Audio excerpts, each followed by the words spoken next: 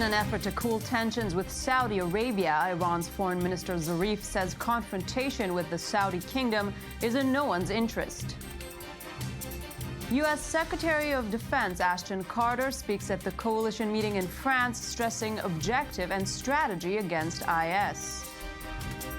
And Pakistan Taliban militants claim responsibility for the attack on a university in Pakistan that killed 30 people.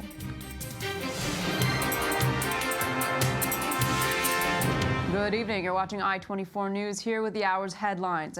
Speaking at the World Economic Forum in Davos, Iranian Foreign Minister Mohammad Javad Zarif said that there is, quote, no need for Saudi Arabia to panic over Iran policies, adding that Saudi Arabia should refrain from engaging in conflict with the Islamic Republic. Let's hear some more of what he had to say. Since the agreement in Geneva in 2013, our Saudi neighbors have been panicking. There is no reason to panic, our friends. Iran is there to work with you. Iran does not want to exclude anybody from this region. There is no need to engage in a confrontation. The unfortunate incident at the Saudi embassy has been condemned by everybody, from the president to leader today, to every other person belonging to every political inclination and grouping in Iran.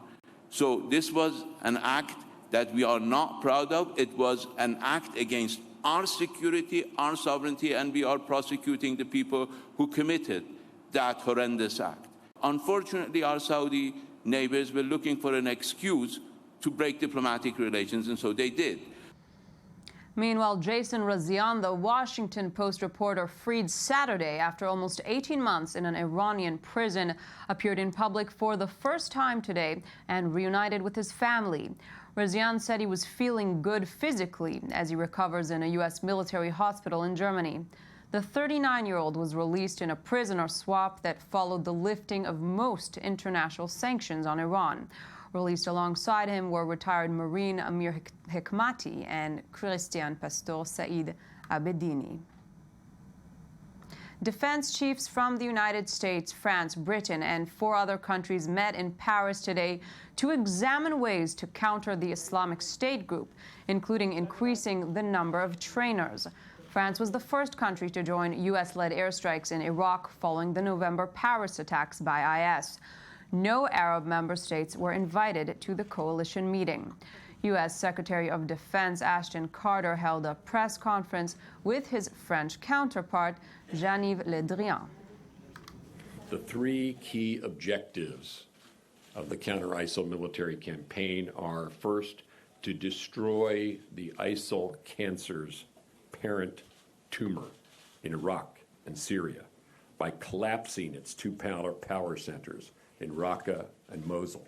Second, to combat the metastases of the ISIL tumor worldwide. And third, to protect our people at home. To accomplish these objectives, we are, as Jean-Yves indicated, enabling local, motivated forces wherever ISIL has spread as the only practical strategic approach, not only to defeating ISIL, but also of sustaining its defeat thereafter. We move to Israel now, where Justice Minister Ayelet Shaked called for the formation of an independent Kurdistan and urged an enhanced policy of cooperation between Israel and the Kurds. Although there are approximately 30 million Kurds throughout the Middle East, there has never been a modern independent Kurdish state. Israel and Iraqi Kurdistan, the only semi-autonomous Kurdish region, don't have official diplomatic ties, though there are numerous claims that cooperation exists between the 2 governments, as well as between businesses and the militaries. Earlier, we were joined by Ari Mamsheh, political analyst in Erbil, Iraq. Well, the Kurds and the Kurdish population have been expecting this kind of reaction from the Israeli leaders since a long time, and they have been looking forward to such kind of support since the very first day they have been fighting for their own rights. Now, what is the nature of Kurdish-Israeli ties at the moment?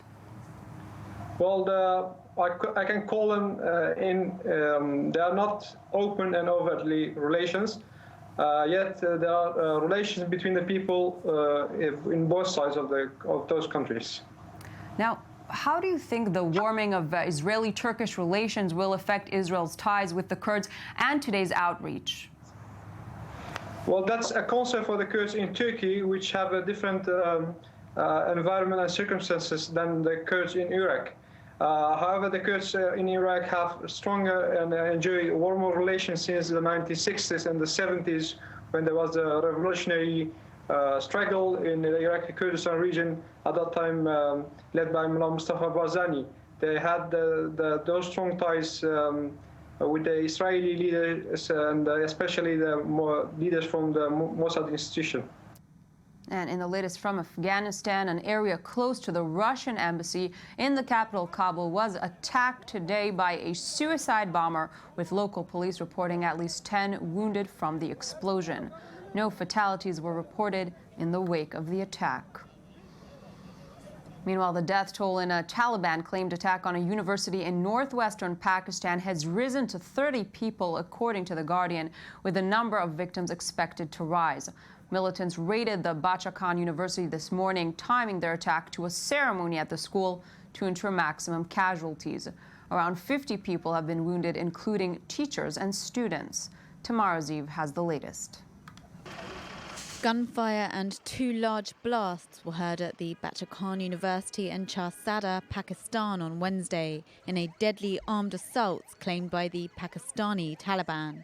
Police, soldiers and special forces launched a ground and air operation at the university in a bid to shut down the assault, as television images showed students fleeing the campus.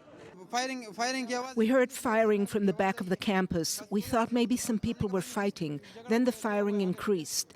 Then we said, get into the rooms, don't go out. Then the security forces came. They showed great bravery. The army soldiers also showed great bravery.